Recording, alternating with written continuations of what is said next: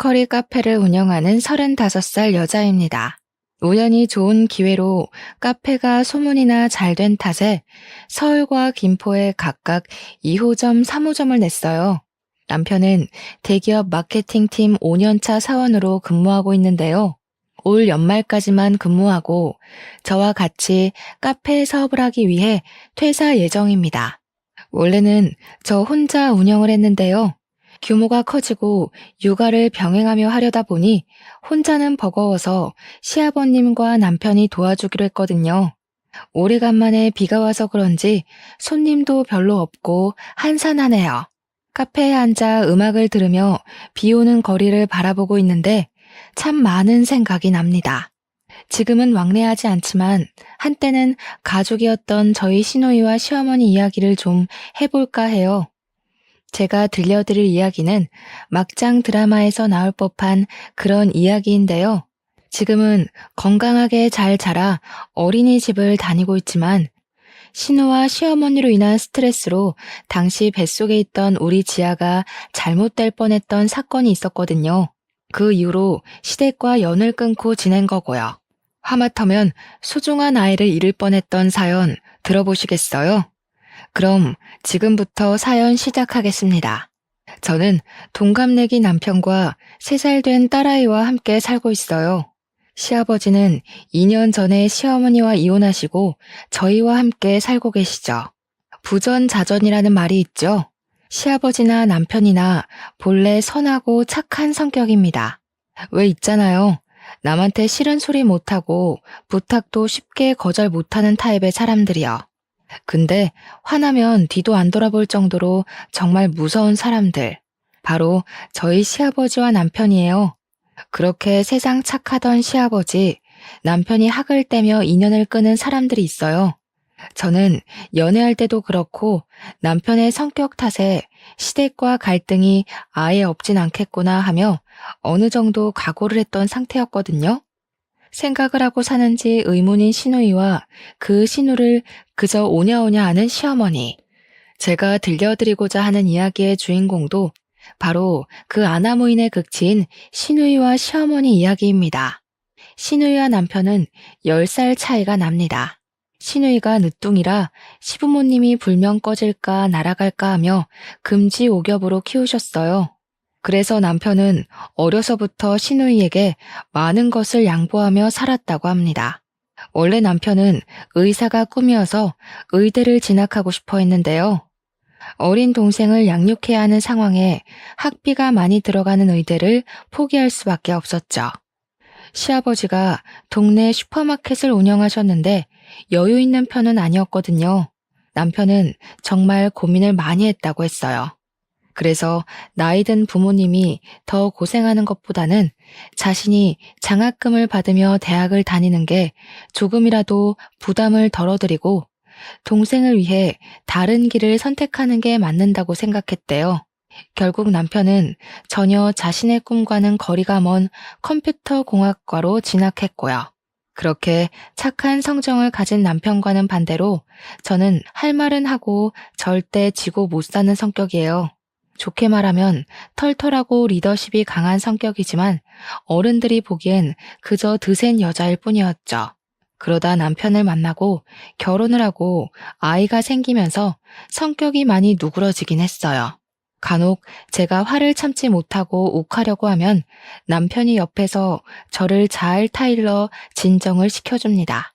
남편과는 대학 시절 만나 연애 결혼한 케이스인데요. 성격상 연애할 때부터 남편은 답답한 구석이 많았어요. 결혼하면 달라지겠거니 했지만 사람 천성이 어디 못 간다 했던가. 아이가 생기니 좀 더 가정적이고 세심해지긴 했지만 그뿐이더라고요. 여전했어요. 그래도 서로 쿵짝이 잘 맞은 덕에 10년 가까이 연애하고 지금까지 잘 살아오고 있는 것 같아요. 남에게 싫은 소리 하나 못하는 남편이 처음이자 마지막으로 화를 낸 적이 있습니다. 제가 시누이랑 시어머니 때문에 스트레스를 받아서 아이를 유산할 뻔했던 적이 있다고 했죠. 그때 저랑도 한 번도 싸운 적 없는 남편이 시누이와 시어머니께 불같이 화를 내더니 그 길로 바로 시댁과 연을 끊더라고요. 그때 처음으로 남편의 화난 모습을 보았는데 저런 면모도 있구나 하고 놀라기도 했지만 한편으로는 그동안 많이 참아왔구나 하고 안타까운 마음이 들었답니다. 살면서 그렇게 화를 내는 모습은 처음이었거든요. 그래도 부모와 자식의 천륜지간인데 스스로 그걸 끊어냈으니 본인이 말하면서도 얼마나 가슴이 미어지고 아팠을까요? 대학 시절 저와 남편은 봉사활동 동아리에서 만났어요. 동아리에서 유일한 동갑내기 친구여서 저희는 금방 친해질 수 있었죠. 자주 봉사활동도 다니고 만나는 횟수가 잦아지다 보니 자연스레 서로에게 물이 들어 캠퍼스 커플이 되었습니다. 저는 경영학과를 다니고 있었는데 대학 졸업 직후 친정의 도움으로 작은 카페를 하나 차렸어요. 남들과 똑같이 취업시장에 뛰어들어 어렵사리 사회생활을 시작하기엔 시간이 너무 아깝고 답답할 것 같았거든요. 그래서 저만의 일을 하고 싶었고 부모님을 졸라 겨우 설득해 카페를 차린 거죠. 부모님은 멀쩡한 대학 나와서 왜 사서 고생하냐고 만류하셨지만 제가 제과제빵 자격증, 바리스타 자격증 등 여러 자격증 공부를 하는 것을 보시더니 의지가 대단하다며 칭찬을 해주셨어요. 그래서 지원을 해주실 계획이 없었으나 저의 그 의지 하나만 믿고 투자 명목으로 카페 하나 차려주신 거랍니다. 사실 친정 부모님은 조금 여유가 있으신 분들이에요. 지금은 여행도 다니시며 노후 생활을 즐기고 계시지만 원래는 식품 유통 사업을 하셨어요.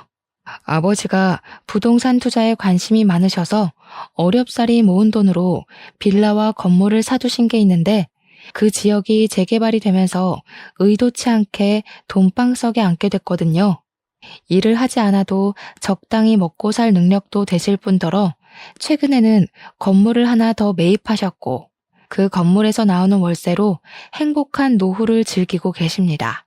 10평 남짓한 작은 공간으로 시작한 제 카페는 지금은 많은 유명세를 탔지만 처음에는 한 달 매출이 150만 원 정도로 정말 미비한 수준이었어요.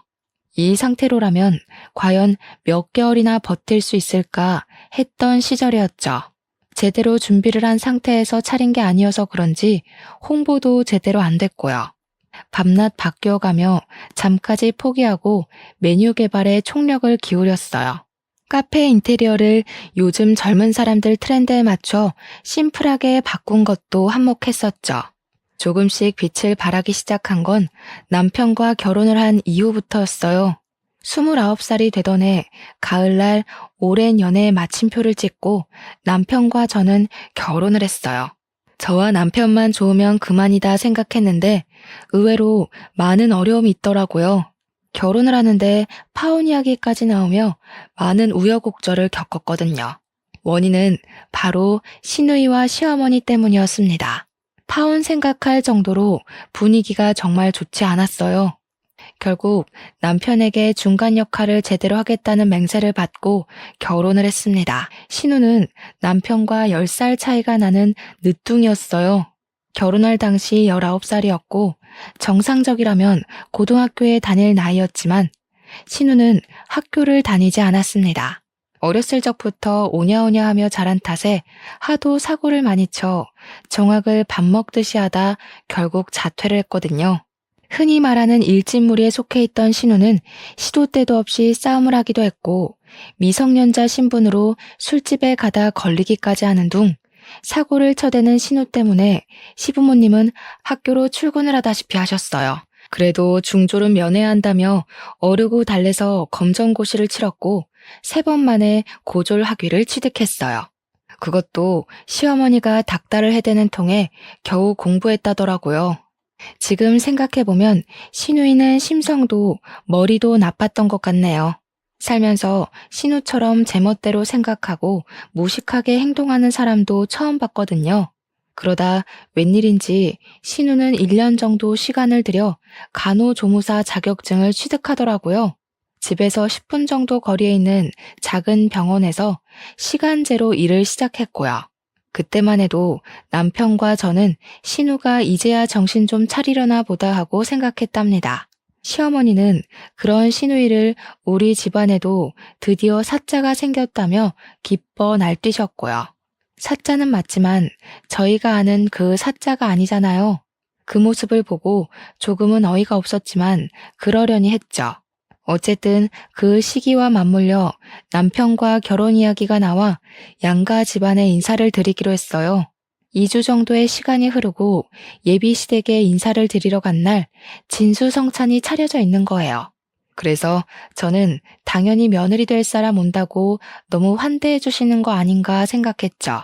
그랬더니 웬걸요? 신우가 인턴 기간 끝나고 정규직이 됐다고 축하 파티한다고 잔치상을 차린 거였어요.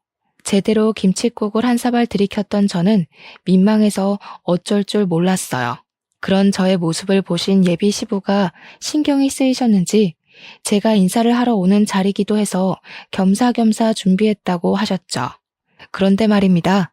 전 밥을 먹으면서 밥이 입으로 들어가는지 코로 들어가는지 몰랐어요. 예비 신우와 예비 시모가 번갈아 가며 질문을 해대는 통에 대답하랴 밥 먹으랴 정신이 하나도 없었거든요. 언니, 뭐 안 사왔어요?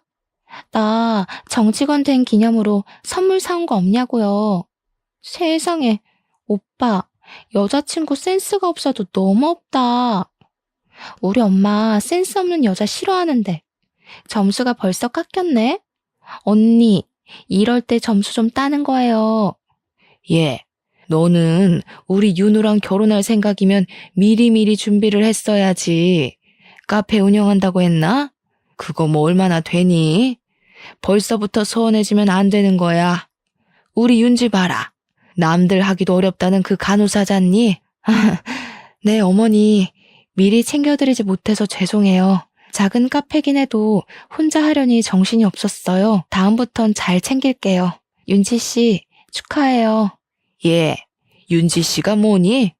그래서 가정교육이 중요하다고 하는 거란다.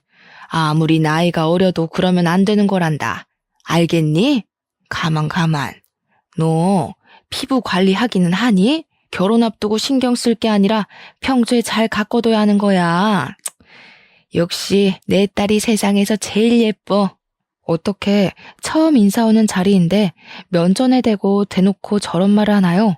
예비 시모는 제 면전에서 대놓고 외모 지적질을 하질 않나. 우리 간호사 선생님이라며 제 인사는 듣는 둥 마는 둥 하더니 예비 신우를 치켜 세워주기 바빴죠. 예비 신우는 말끝마다 선물하며 앞으로는 결혼하면 제때 챙겨주라며 조언이라고 하더군요. 남편은 어쩔 줄 몰라 하며 그저 난감해 할 뿐이었고요. 그렇게 찝찝한 마음으로 인사를 드리고 늦은 저녁이 돼서야 나왔습니다. 자기, 아까 어머니가 하시는 소리 듣고 어떻게 가만히 있을 수 있어? 왜 아무 말도 않고 있었냐고. 내가 그런 소리 듣자고 인사 온 거야?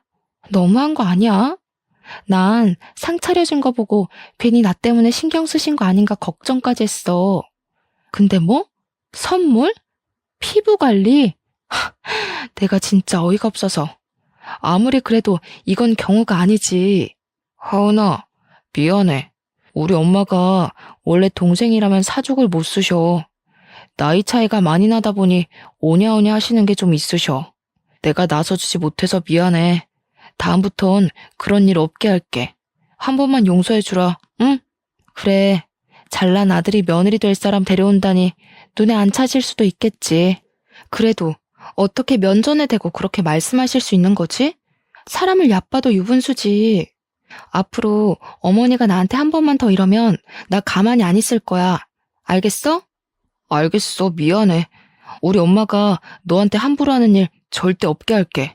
그렇게 어렵사리 저희 집까지 인사를 마치고 상견례 날짜를 잡았어요. 아니나 다를까 상견례 날에도 예비 신우가 함께 자리했는데 정말 눈치가 없는 건지 본인이 마치 시어머니라도 되는 양 저희 부모님한테 이것저것 캐묻기 시작하더라고요. 누가 보면 경찰이 범죄자 취조하는 줄 알았다니까요. 정말 생각이라는 것을 하나 싶을 정도로 무례한 질문을 하기 시작하더군요. 이 자리가 어떤 자리인지 낄 때 안 낄 때 구분해야 하는데 무슨 생각인지 파악이 되질 않았습니다. 애초에 생각이란 걸 하지 않았을지도 모르죠. 우리 오빠는 대기업 다니면서 돈도 많이 버는데 언니는 코딱지만한 가게 하나 운영하면서 혼수나 예단을 제대로 할 수나 있겠어요? 매출이 잘 안 나온다고 들었는데 무슨 돈으로 결혼시킬 거예요? 아가씨, 저의 모아둔 돈도 조금 있고 형편에 맞춰 결혼할 거예요. 그렇게 걱정 안 해주셔도 돼요. 저희가 하는 결혼이니 최대한 손 안 벌리고 하려고요. 누가 언니한테 물어봤어요? 얘기하는데 끼어들지 말고 가만히 좀 있어봐요. 말이 나왔으니 하는 말인데 꾸민비나 예단은 얼마나 보내주실 건가요? 직업도 직업인 만큼 품위 유지비도 만만치 않을 것 같은데. 우리 윤지가 어려서부터 똑 부러지는 성격이라 짚고 넘어갈 건 짚고 넘어가야 해서요. 어차피 해야 될 얘기니 너무 기분 나빠하지 마세요. 틀린 말도 아니잖아요. 그 상황을 지켜보는 남자친구와 예비 시부는 그저 물만 들이켜고 있을 뿐이었어요. 본인들이 생각해도 어이가 없었던 거죠.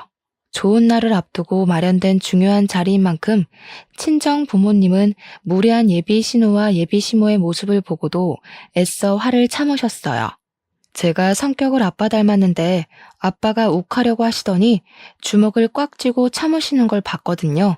사돈 처녀가 오빠가 장가를 간다니 많이 서운한 모양이네요. 사부인 원하시는 것이 있으면 하은이 통해서 보내주세요. 그리고 신혼집은 정서방 회사 근처에 있는 곳으로 집을 한 채 선물로 주려 합니다. 집을 선물로 준다고요? 우와, 새언니네 아빠 정말 최고다. 어떻게 한두 푼도 아니고 집을 선물로 주시지? 엄마, 나도 저렇게 해줄 거지? 새로운 인생을 시작하는 만큼 집 하나쯤은 선물로 주고 싶네요. 정서방도 그렇고 하은이도 그렇고 빚으로 시작할 수는 없지 않습니까? 그리고 필요하신 예단이 있으면 하은이 통해서 보내주시죠. 잘 챙겨드리겠습니다. 사도는 이야기가 잘 통하는 것 같아서 다행이네요. 그럴수록 혼수나 예단은 넉넉히 해오셔야 되는 거 아시죠? 어디 하나 빠지지 않은 우리 아들 데려가려면 그 정도는 각오하셔야 하는 겁니다. 아시겠어요? 솔직히 저는 인내심이 한계에 이르러 그 자리를 박차고 나오고 싶었어요. 저와 제 부모님이 그런 소리를 들을 이유는 없잖아요. 제가 작은 카페를 한다고 돈이 되냐며 무시를 하지 않나? 첫 만남 때도 그래요. 제 외모 지적질에 신우 선물 안 사왔냐며 훈수를 두는 것 하며 뭐 하나 마음에 드는 게 없었어요. 결국 상견례가 끝나고 남자친구와 크게 다투게 되었죠. 자기야, 진짜 너무한 거 아니야? 저번 인사 때도 그렇고 오늘이 어떤 날인데 아가씨가 나서? 왜 아무 말도 안 하고 꿀먹은 벙어리처럼 행동하는 거야? 내가 이런 수모 겪으면서까지 너랑 결혼해야 돼? 하은아, 좋은 게 좋은 거라고 그러려니 하고 넘어가면 안 될까? 솔직히 나도 어떻게 해야 할지 모르겠어. 어디서부터 손을 써야 하는지 감이 안 잡혀. 나도 너무 답답하단 말이야. 다른 사람도 아니고 나 네 와이프 될 사람이야. 그리고 아가씨가 낄 자리야? 얌전히 앉아서 밥만 먹어도 모자란데 거기서 자기가 왜 나서는데? 내가 우리 부모님 봐서 참은 거야. 알아? 내가 할 말이 없다. 정말 미안해, 하은아. 이번 한 번만 이해해줘. 내가 이렇게 미안하다고 하잖아. 우리 결혼하면 내가 정말 잘할게.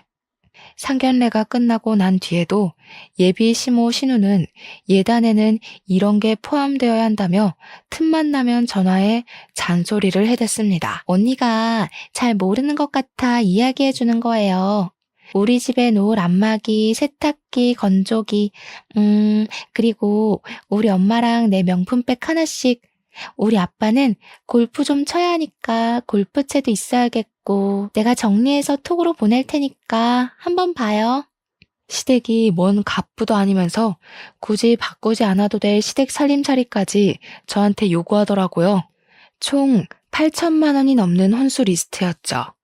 며칠 뒤 예비 시모에게 연락이 왔습니다. 예, 그동안 김장을 늘 나 혼자 했었잖니? 이제는 네가 했으니 다행이구나. 이번 주 주말에 김장할 거니까 와서 도우렴. 이왕 이렇게 된 거 배우기도 하고 그러면 좋잖니? 그런 줄 알고 끊으마.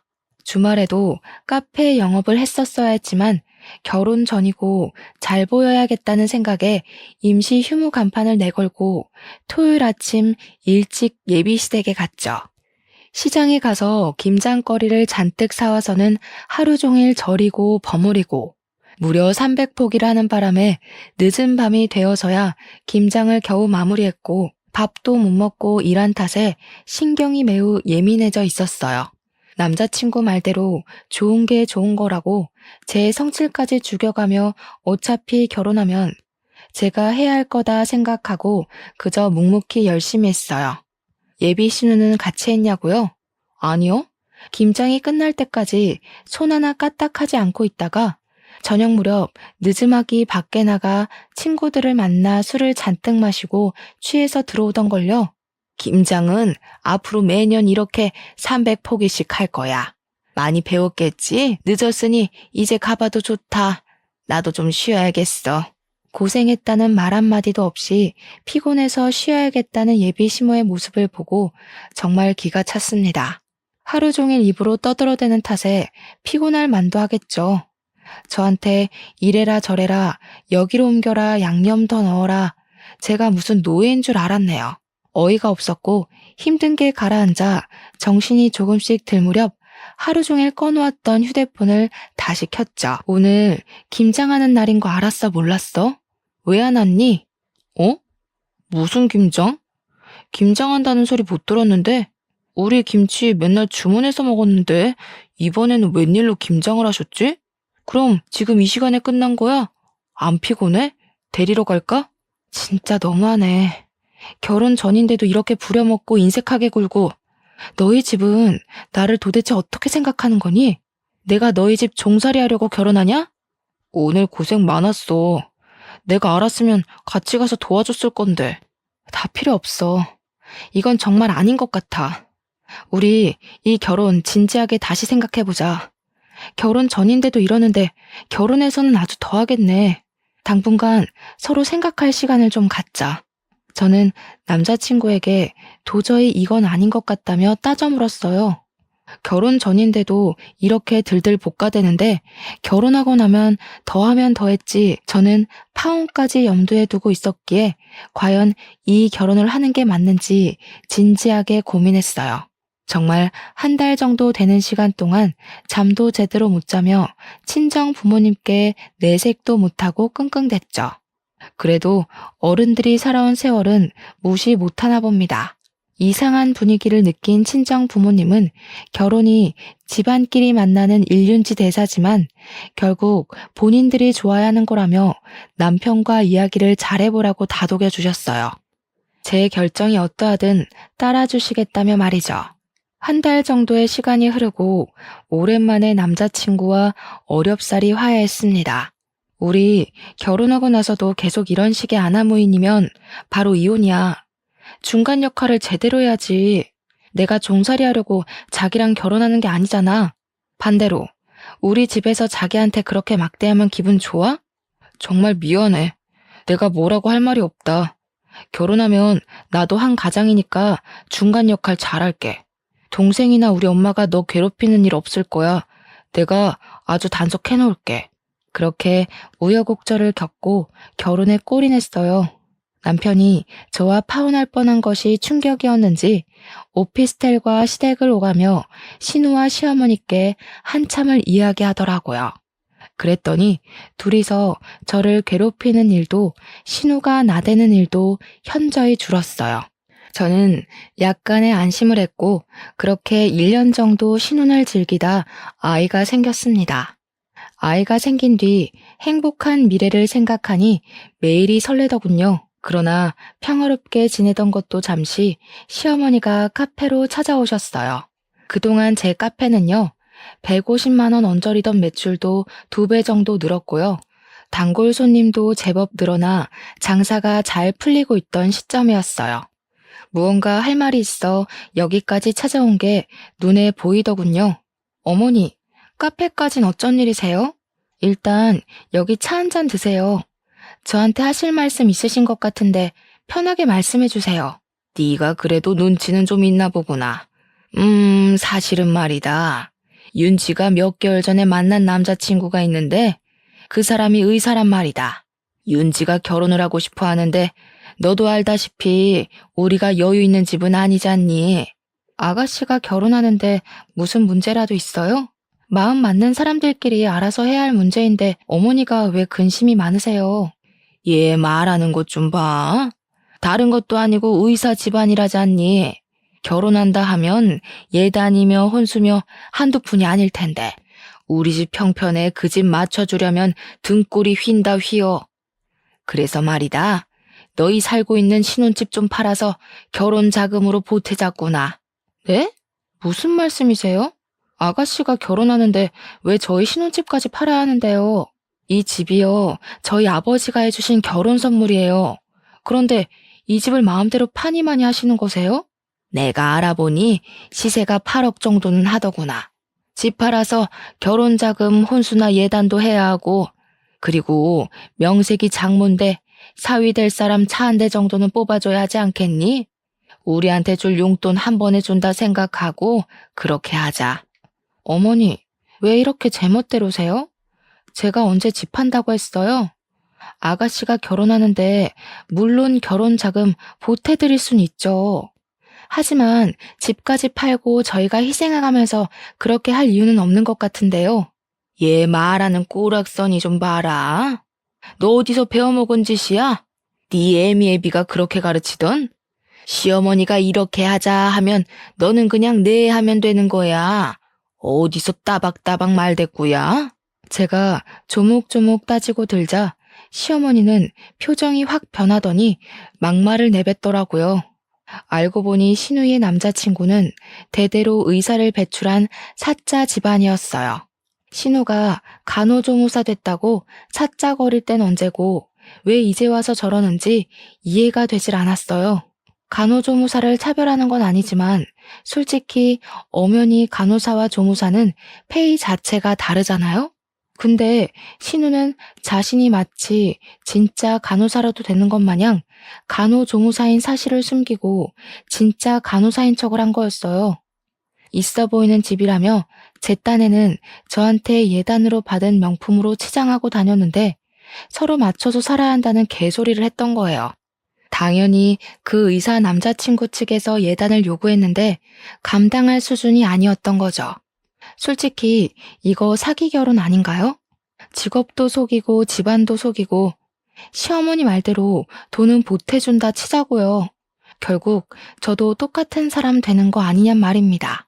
사실 그때 당시 임신 중기가 시작될 무렵이었고 일을 계속하다 보니 컨디션이 좋진 않았어요. 병원에서는 원체 몸이 약한 체질이라 몸에 무리가 가면 안 되니 카페를 정리하는 것이 어떠냐고 할 정도였거든요. 아무튼 시모는 계속 집을 팔아 결혼 자금에 보태자며 친정이 잘 살지 않느냐고까지 하더라고요. 신혼집 턱하니 선물해주지 않았냐며 능력 있는 것 아니냐면서요. 친정까지 들먹이는 바람에 속에서 열불이 났지만 겨우 참아내며 친정 부모님과 남편에게 이야기해본다 말씀드리고 시어머니를 겨우 집으로 돌려보냈습니다. 저녁 시간이 다 되었을 무렵 이번에는 시누이가 연락이 오대요.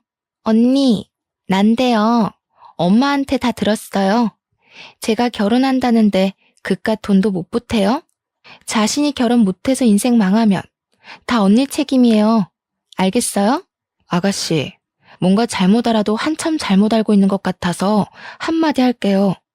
우리 집을 팔면서까지 그 집안이랑 결혼해야 할 이유가 있어요? 거짓말을 하면서까지?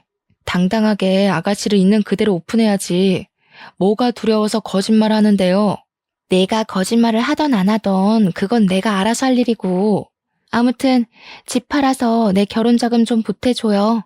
하나밖에 없는 남편 동생이 시집 간다는데 있는 집에서 그 정도는 해줘야지. 안 그래요?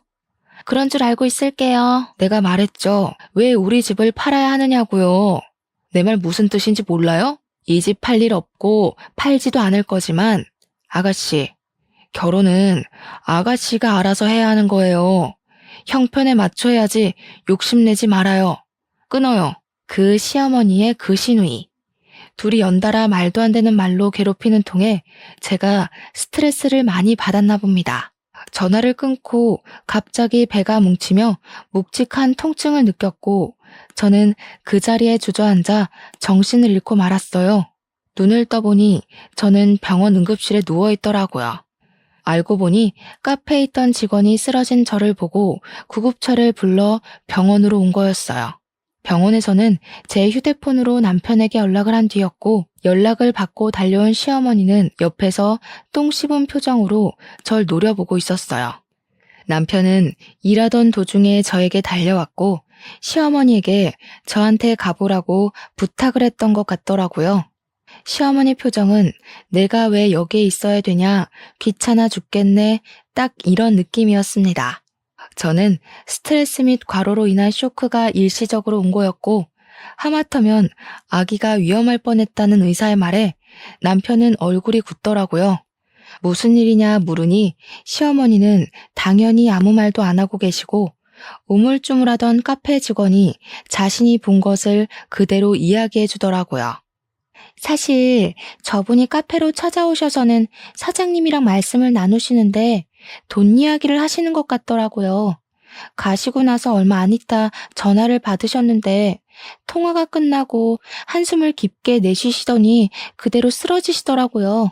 무슨 말씀을 나누신 건지 모르겠지만 제가 본 건 그게 다예요. 자기야, 신경 쓰지 마. 별일 아니야. 별일이 아니긴 뭐가 아니야. 아이를 잃을 뻔했다잖아. 엄마, 이 사람한테 무슨 이야기 한 거예요? 전화는 또 뭐고? 사실대로 말해요. 예, 너 지금 엄마한테 그게 무슨 말버릇이야? 나 때문에 쓰러지기라도 했다는 거냐? 그래, 내가 윤지 결혼 이야기를 좀 했다. 너희 집 팔아서 결혼 자금 좀 보태라고. 그게 그렇게 못할 말이냐? 그리고 쓰러진 게 왜 내 탓이야? 자기 몸 하나 간수 못하는 주제에 그걸 왜 내 탓으로 돌려?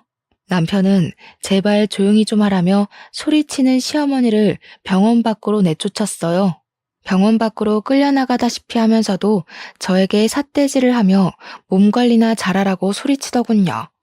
큰 사달이 날 것 같아 카페 직원에게 더 이상 말하지 말아달라는 제스처를 취했으나 그 직원이 결국 남편에게 있는 그대로 사실을 말해버렸어요. 남편은 잔뜩 화가 난 표정으로 얼굴이 새빨개지더니 얼굴이 굳더라고요. 링거만 맞고 가면 된다는 의사의 말에 휴식을 조금 취한 뒤 남편은 아무 말 없이 저를 집으로 데려다 주더니 잠시 다녀올 곳이 있다며 나갔습니다.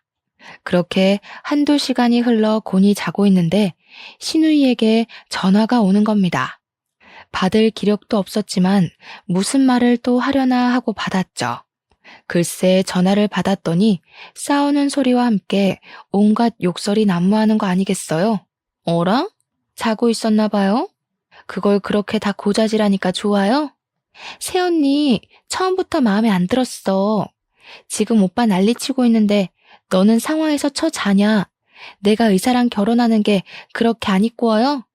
이 결혼 못하면 책임질 거냐고.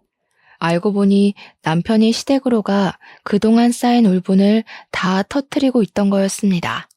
휴대폰 너머로 남편과 시어머니의 소리가 들리더라고요. 아이가 잘못되기라도 했으면 다 같이 죽어도 모자라요. 어떻게 임신한 사람 생각은 하나도 하지 않으세요? 나는 그렇다 쳐도 하은이한테는 그러면 안 되죠. 도대체 왜 이렇게 못 잡아먹어서 안달이냔 말이에요. 너는 이 엄마한테 못하는 소리가 없어. 내가 널 그렇게 가르쳤니? 둘 다 그만해. 세아가 보기에 부끄럽지도 않아? 일단 둘 다 진정 좀 하란 말이야. 당신도 제발 그만해. 몸 상태도 말이 아니지만 가만히 있을 상황은 아닌 것 같아 지친 몸을 이끌고 20분 거리에 있는 시댁으로 갔습니다. 시아버지가 겨우 말린 덕에 다행히 시끄러운 상황은 끝이 나 있는 상태였고 시어머니와 남편은 여전히 씩씩대며 분을 사귀지 못하고 있었어요. 저는 시아버지에게 대충 상황 설명을 들었죠. 집안에 여자를 잘못 들여서 이런 사달이 났다. 하나밖에 없는 여동생 잘 되는 게 그렇게 배가 아프니? 전현이 며느리로 들어와서 이 사달이 난 게다. 그러게 얘, 너만 알겠습니다 하면 조용히 넘어갔을 일인데 이렇게 만드니까 좋으니? 언니, 언니네 친정 돈 좀 있다고 그렇게 막 무시하고 살아도 돼요? 평소에도 우리를 얼마나 고깝게 생각했으면 이딴 식으로 행동을 하실까? 나 결혼 못하면 다 오빠랑 언니 책임이야. 저도 참는데 한계가 와서 한마디 차려는 찰나 남편이 제 앞을 가로막는 게 아니겠어요? 앞으로 인연 끊고 삽시다. 더 이상 아들과 엄마, 오빠 동생 사이도 아니에요. 나중에 죽어서야 연락하시고 앞으로 다시는 연락하지 마세요. 아니, 죽어서도 연락하지 마요. 지금까지 늘 어머니가 하라는 대로 하며 살았어요. 그리고 윤지한테도 할 만큼 했다고 생각합니다. 뭐? 인연을 끊어? 부모와 자식이 천륜으로 이어져 있는데 네가 감히 끊는다고? 언제까지 거짓말하면서 그 잘난 의사 사이 얻으려고 노력하실 거예요? 하은이랑 저는 가족도 뭣도 아니에요. 이 사람 아이 잃을 뻔했어요. 그러고도 대우받길 원하세요? 저희한테 해주신 게 도대체 뭐예요? 앞으로 연락하지 마시고 윤지가 결혼하든 말든 내 상관할 바 아닙니다. 그렇게 남편은 한바탕 쏟아낸 뒤 무표정으로 제 손을 잡고 집을 나왔어요. 집으로 돌아와 제 앞에서 애써 아무렇지 않은 척하며 앞으로는 우리만 생각하자고 자기 엄마 때문에 고생시켜 미안하다며 사과를 하더라고요. 그렇게 시댁과 연을 끊게 됐고 종종 시아버지가 몸은 괜찮냐며 연락을 주실 뿐이었어요. 그 뒤로 시누이는 어떻게 됐냐고요?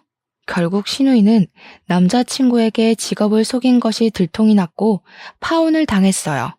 제가 실려갔던 응급실이 시누이 남자친구의 병원이었고 응급실에서 저와 남편, 시어머니가 나눈 대화를 우연히 그 사람이 들었대요. 시어머니와 시누이는 저에게 연락을 시도해왔지만 남편이 휴대폰 번호도 바꾸고 연락을 차단시켜 버리더라고요. 저도 컨디션이 어느 정도 회복이 되어 카페에 다시 출근을 시작했죠. 잠잠하나 싶더니 아니나 다를까 카페에까지 찾아오더라고요. 당연히 연락이 안 되니 그럴 수밖에요. 직원들이 제지를 하며 카페 안에 들어오지 못하게 하기도 하고 제가 경찰을 불러 쫓아내기도 하며 크고 작은 소란을 피워댔어요. 그러다 보다 못한 직원이 경찰에 신고도 하고 남편이 시어머니한테 한 번만 더 찾아오면 영업 방해죄로 고소할 거라며 엄포를 놓은 탓인지 다행히 그 뒤로는 잠잠해지더라고요. 그렇게 한바탕 소란이 마무리되고 조금은 평화로운 시간이 찾아왔답니다. 우연히 인터넷으로 제 카페가 동네 맛집으로 소개되면서 방송에 나오게 됐는데 점점 유명세를 치르기 시작하더라고요. 덕분에 잡지사 인터뷰도 해보고 방송 출연으로 인해 지역 맛집으로 선정되기까지 했습니다. 실제로 방송 출연을 하다 보니 입소문이나 자연스럽게 승승장구하게 되더군요. 500만 원 정도 수준에서 월 2천, 많게는 2,500만 원으로 매출도 급상승하더라고요. 혼자 카페를 운영하기 어려운 수준이 되자 남편은 회사를 연말까지만 다니기로 했어요. 퇴사 후 저와 같이 카페 사업을 하기로 했거든요. 서울에 2호점, 김포에 3호점을 낼 정도로 번창하게 되었답니다. 그렇게 돈을 차곡차곡 모았어요. 신혼집을 정리하고 모은 돈을 보태서 지금 살고 있는 송도의 아파트로 이사를 왔고요. 아이가 태어나고 직원들에게 업무를 일임하며 잠시 쉬고 있는데요. 정말 그야말로 행복한 나날을 보내고 있었습니다. 그들이 또 나타나기 전까지는 말이죠. 서울에 2호점을 낸 지 얼마 되지 않아 저희도 배달 서비스를 시작하게 되었어요. 요즘에는 인터넷으로 주문과 결제를 할 수 있는 편리한 세상이 온 거죠. 정신없는 와중에 저희 카페를 홍보해주는 업체로부터 이상한 연락을 받았어요. 며칠 전부터 카페에 대한 안 좋은 글이 퍼지고 있다는 겁니다. 저희가 홍보하면서 손님들과 소통하는 메신저가 있는데 거기에 계속 악플이 달리고 블로그에 저희 카페에서 이물질이 발견됐다며 비위생적이라는 내용이 담긴 글들이 수두룩한 거 아니겠어요? 댓글 중에는 아이를 욕보이는 댓글도 있어 이대로 두고 볼 수는 없었죠. 바로 경찰에 신고해서 악플러들을 모조리 고소할 생각이었습니다. 한 달 정도가 지났을까 경찰서에서 한 통의 전화가 걸려왔어요. 이하은 씨 되시죠? 안녕하세요. 여기는 서울경찰서 행정팀인데요. 혹시 김경자님, 정윤진님과 관계가 어떻게 되실까요? 명예훼손 및 인터넷 허위사실 유포 혐의로 입건되셔서 인적사항을 조사해야 하는데 도통 말을 하지 않아서요. 네? 저희 시어머님과 신우인데요. 도대체 무슨 일이죠? 이하은 씨가 운영하는 블로그에 허위사실 유포하고 악플 달고 이 사람들이 그 사람들이더군요. 어떻게 할까요? 귀가 조치해드릴까요? 아니요. 저희가 우선 경찰서로 가겠습니다. 확인해야 할 사항도 있고요. 직접 뵙고 말씀드릴게요. 1시간 정도쯤 걸릴 것 같네요. 남편과 같이 갈게요. 아이를 친정에 잠시 맡기고 남편과 함께 경찰서로 왔는데 시어머니와 신우가 고개를 푹 숙인 채로 앉아있는 게 아니겠어요? 시아버지도 연락을 받고 급히 경찰서로 오신 거라 했습니다. 알고 보니 시어머니와 시누이가 인연을 끊고 살게 된 뒤로 복수를 하고 싶었답니다. 그래서 댓글 알바들을 통해 루머를 퍼뜨리고 악플을 달기까지 아이를 욕하는 댓글도 있었는데 이 모든 게 시어머니와 시누이가 한 짓이라니 기가 막히더군요. 그러자 시아버지가 크게 소리치셨습니다. 난 이제는 도저히 같이 못 살겠다. 그렇게 당하고 나서 조용히 잘 사는 것 같았는데 왜 멀쩡히 사는 애들을 괴롭혀서 이 사달이 나게 해? 여보, 우리 이제 이혼합시다. 나도 참을 만큼 참았어. 도대체 어디까지 망가져야 정신을 차릴래? 이혼이요? 이혼이 그렇게 쉬워? 그리고 전현 때문에 우리 집안이 이 꼬락서니가 났는데 왜 다들 나한테만 잘못했다는 거야? 내가 창피해서 세아가 볼 면목이 없다. 하도 창피해서 동네 다니는 것도 두려워. 이제는 그딴 거 신경 안 쓰련다. 너희들이 감옥에서 썩든 말든 알아서 잘 지내. 조만간 이혼 서류 보낼 테니 답변 주고. 아무리 그래도 그렇지. 아빠가 우리한테 이러면 안 되는 거야. 같이 산 정이 있지. 어떻게 아빠가 우릴 버려? 나 감옥 가기 싫어. 아빠, 나 여기서 나가게 해줘요. 응? 나도 봐줄 만큼 봐줬다. 지금까지 당신과 윤지 저지른 죗값은 달게 받아. 분명히 기회는 있었어. 그럼에도 불구하고 너희를 가족을 저버린 거야. 더 이상 서로에게 미련 갖지 말자. 시아버지마저 등을 돌려버리자 그들은 미쳐서 발악을 하기 시작했어요. 저러다 무슨 일 생기는 건 아닌지 걱정을 많이 하더라고요. 자기야, 내가 곰곰이 생각해봤는데 아버님 우리랑 같이 사시는 건 어때? 이렇게 된 거 혼자 계시게 하지 말고 우리가 모시고 사는 것도 좋을 것 같아. 카페 일도 바빠지면 아버님한테 도와달라고 하고 또 지아도 그렇고. 정말? 정말 그래도 돼? 우리 아버지랑 사는 거 안 불편하겠어? 그렇게 말해줘서 정말 고마워, 하은아. 내가 앞으로 더 잘할게. 우리 가족이 계속 못난 모습만 보여줘서 미안해. 며칠 뒤 저희 집으로 시아버지가 이사 오셔서 함께 살게 되었죠. 저녁 식사를 하며 오래간만에 오순도순 이야기를 하는데 시아버지가 말씀해 주시길 그동안 신우는 간호사로 사칭하고 다닌 탓에 업계에서 소문이 나 취업이 쉽지 않았다고 해요. 편의점, 노래방, PC방 아르바이트를 전전하며 생활했고 시어머니는 이혼 후 식당에서 설거지 아르바이트를 시작하셨었다고 합니다. 그러던 와중에 시어머니와 시누이는 제 카페에 대한 비방글을 작성하고 댓글 알바들을 고용해서 허위 사실을 유포한 것 같다고요. 결국 시어머니와 시누이는 각각 벌금형을 선고받아 2,300만 원이라는 거금을 벌금으로 내야 했어요. 시아버지는 이혼하시면서 시어머니에게 전해주신 게 아무것도 없으셨다 했어요. 줄 이유도 없고 그런 사람들한테 자신의 재산을 많지는 않지만 단 한 푼도 들어가게 둘 수는 없다면서 모든 재산을 처분하셨어요. 그러고는 3억을 저에게 주시며 말씀하시더라고요. 내가 그동안 세아가 너한테 못할 짓을 한 것 같아 미안하구나. 더 챙겨주고 그래야 했는데 큰소리 나는 게 무섭다는 이유로 방관했던 것 같구나. 미안한 마음이기도 하고 앞으로 더 잘해보자는 의미이니 받아주렴. 아버님, 제가 이 돈을 어떻게 받아요? 저 이 돈 없어도 충분히 사업할 수 있어요. 앞으로 제가 아버님 호강시켜 드릴 테니까 빨리 넣어두세요. 결국 시아버지의 성화에 못 이겨 3억 원이라는 돈을 받은 저는 사업 자금에 보태서 사용했고요. 김포에 200평 규모의 대형 베이커리 카페를 준비 중입니다. 앞서 말씀드린 사무점이죠. 지금은 시아버지, 남편과 사랑스러운 아이와 함께 행복하게 잘 지내고 있어요. 일하랴 바쁠 때면 시아버지가 아이를 돌봐주시기도 하거든요. 동네에서 손녀 바보라고 소문도 자자하세요. 여기까지가 제 사연입니다.